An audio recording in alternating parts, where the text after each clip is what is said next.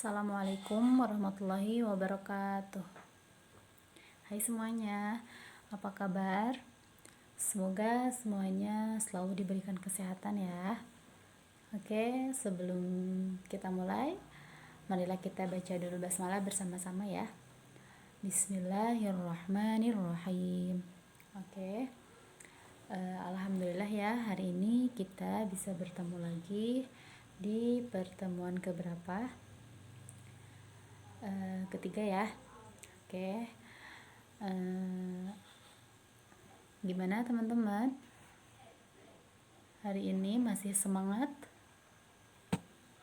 Selalu semangat ya untuk belajarnya. Jangan lupa berusaha juga. Ada niat juga untuk mencari ilmu ya. Oke, sebelum kita mulai di sini Miss mau absen dulu.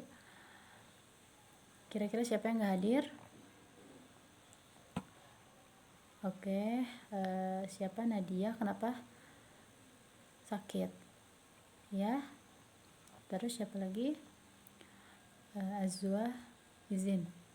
Oke. Nah, minggu lalu kita bahas tentang klasifikasi makhluk hidup ya. Ada yang masih ingat apa aja sih klasifikasi makhluk hidup itu? Oke, ya betul. Oke, terima kasih Marfa. Oke, kita lanjutkan. Oke, sebelum pembelajaran ini dimulai, di sini Miss mau bertanya dulu sama teman-teman. Pernah nggak ya teman-teman berpikir kenapa sih kalau ketika kita minum air kenapa harus pakai gelas? Nah, ini ada kaitannya dengan materi yang hari ini akan kita bahas ya. Oke, sudah siap semuanya? Materi hari ini adalah tentang zat dan karakteristiknya. Nah, sebelum kita mengetahui zat itu apa? Nah, di sini ada zat itu adalah bisa disebut dengan materi atau zat juga adalah segala sesuatu yang memiliki massa dan menempati ruang. Nah, dilihat dari wujud zat ini dibedakan menjadi ada tiga ya. Nah, diantaranya ada zat padat, zat cair, dan zat gas. Contoh dari zat padat ini adalah misalkan kayu. Nah, itu adalah zat padat. Kemudian zat cair yang tadi disepertikan itu air ya. Dan yang terakhir itu adalah zat gas. Contohnya udara kayak gitu. Nah,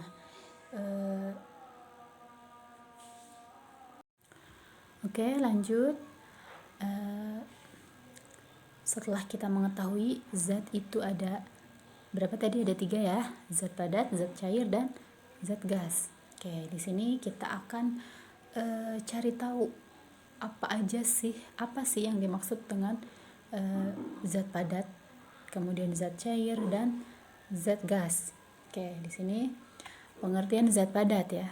Zat padat itu adalah sesuatu yang memiliki massa dan menempati ruang. Kemudian bentuk dan volumenya itu tetap. Susunan partikelnya juga itu sangat rapat dan teratur. Kemudian gaya tarik menarik antar partikelnya sangat kuat. Dengan demikian zat padat mempunyai volume dan bentuk yang tetap.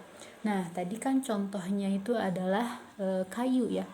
Kayu itu dia padat, nggak ada ruang gitu, nggak ada ruang yang kayak bolong-bolong itu nggak ada ya. Jadi zat padat ini dia rapat, partikelnya itu rapat dan teratur gitu, kayak gitu ya. Tadi contohnya itu kayu, kemudian ada lagi misalkan batu ya. Nah, batu ini juga termasuk ke dalam zat padat. Kemudian kita lanjut ke zat cair. Apa sih zat cair itu? Ada yang tahu? Oke. Nah, zat cair ini adalah bentuk dari zat yang selalu mengikuti tempatnya. Yang dimaksud dari tempatnya ini adalah sesuatu yang mengikuti tempatnya. Contohnya tadi air ya. Nah, air itu dia selalu mengikuti tempatnya. Misalkan ketika air disimpan di gelas, air itu berbentuk seperti gelas. Kemudian kalau misalkan air itu disimpan di mangkok, nah air itu mengikuti mangkok tersebut. Jadi ya tadi zat cair ini adalah sesuatu yang mengikuti tempatnya gitu ya. Kemudian volumenya juga tetap, partikelnya pun kurang rapat dan kurang teratur. Nah, kurang teratur ini ya karena si air ini dia mengikuti wadahnya gitu ya. Kemudian susunan partikelnya agak teratur dan jarak antara partikel agak renggang. Kayak gitu.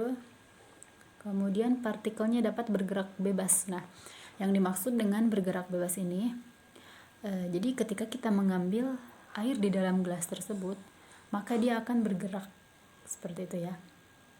Ada gerakan. Kemudian gaya tarik-menarik antar partikelnya lebih lemah. Oke, tadi contohnya air, kemudian ada lagi misalkan sirup. Nah, sirup juga termasuk ke dalam zat cair. Selanjutnya pengertian zat gas. Nah, gas ini adalah bentuk dan volumenya itu selalu berubah mengikuti wadah dan ruang susunannya. Kemudian susunan partikelnya tidak teratur dan jarak antara partikel sangat berjauhan. Karena zat gas ini tidak terlihat ya. Seperti contoh misalkan tadi zat padat itu terlihat, kayu, batu itu terlihat ya. Zat cair juga terlihat air, kalau zat gas ini tidak terlihat kayak gitu. Kemudian pergerakan antar partikel sangat cepat dan saling bertumbukan yang menyebabkan tekanan, sehingga gas ini menjadi mengembang.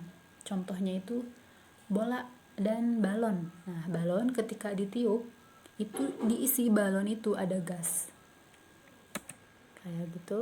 Kemudian selanjutnya adalah perubahan zat. Nah, di sini perubahan zat itu ada dua, ada perubahan kimia dan perubahan fisika. Nah, perubahan kimia ini adalah perubahan zat yang menghasilkan jenis zat baru. Ciri-cirinya itu terjadi perubahan warna, terjadi perubahan suhu, terjadi endapan, dan terjadi pembentukan gas. Contohnya misalkan api ya, api unggun. Nah, ini api unggun ketika nanti sudah mati apinya, maka si kayunya itu dia menjadi arang ya. Menjadi arang. Jadi disinilah yang disebut dengan perubahan kimia karena menghasilkan zat jenis baru. Kayak gitu. Oke, selanjutnya adalah perubahan fisika. Nah, perubahan fisika ini dia tidak menghasilkan zat baru. Jadi kebalikannya dari perubahan kimia. Ciri-cirinya tidak menghasilkan zat baru, kemudian dapat kembali ke wujud asal. Kemudian perubahan wujud dan kelarutan. Perubahan wujudnya juga ya. Jadi tadi tidak menghasilkan zat baru karena dia dapat kembali ke wujud asal. Gitu ya.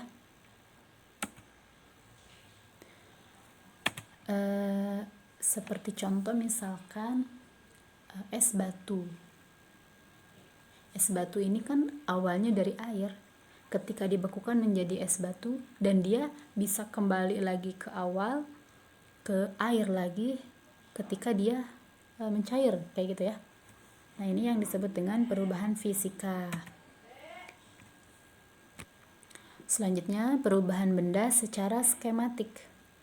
Ada beberapa perubahan zat ini, diantaranya adalah mencair, membeku, menguap, mengembun, menyublim, dan mengkristal.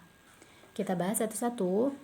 Mencair ini adalah perubahan wujud zat dari padat menjadi cair. Nah, tadi contohnya seperti es batu yang mencair menjadi air, atau misalkan ada lilin, dia meleleh.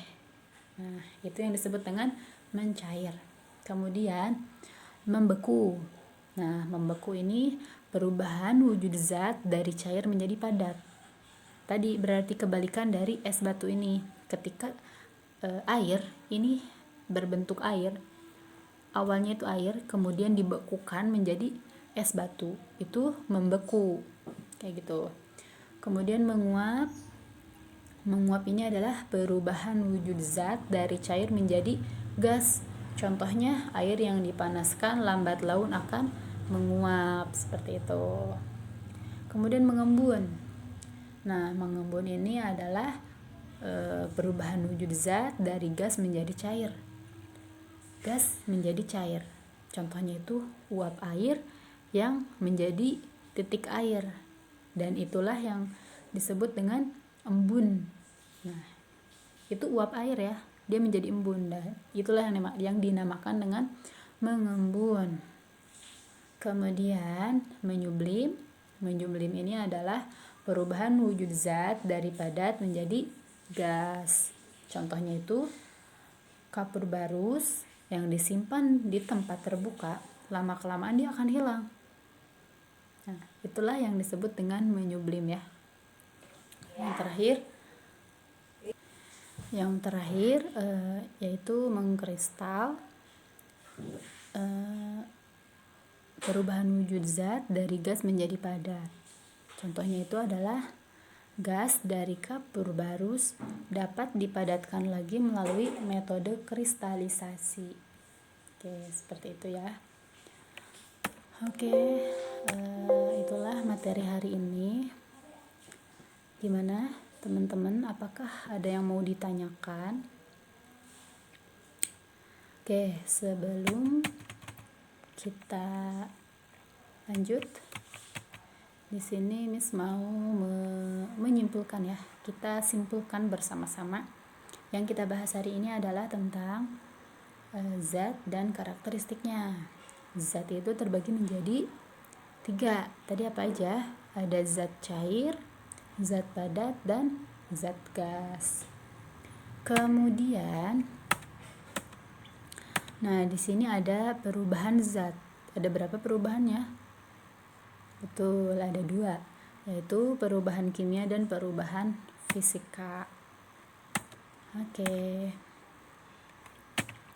Nah, tadi yang disebut dengan perubahan kimia itu adalah zat yang menghasilkan jenis baru. Kalau perubahan fisika itu dia tidak menghasilkan jenis baru. Seperti itu ya. Oke. Itulah materi hari ini. Silahkan jika ada yang mau bertanya. Oh ya, teman-teman, jangan lupa nanti di rumah praktek ya. Coba dipraktekkan tadi yang dimaksud dengan membeku, mencair, menyublim. Nanti tolong dipraktekkan dan dibuatkan video. Oke, kemudian dikumpulkan, kirim email aja, ditunggu ya.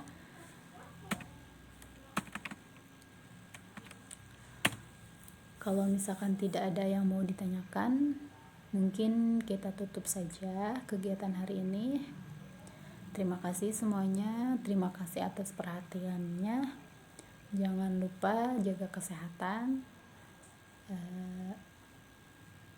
makan yang bergizi ya, agar imun kita kuat.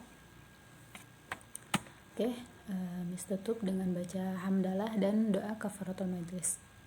Alhamdulillahirabbil alamin, subhanakallahumma wa bihamdika asyhadu an la ilaha illa anta astaghfiruka wa atubu ilaik.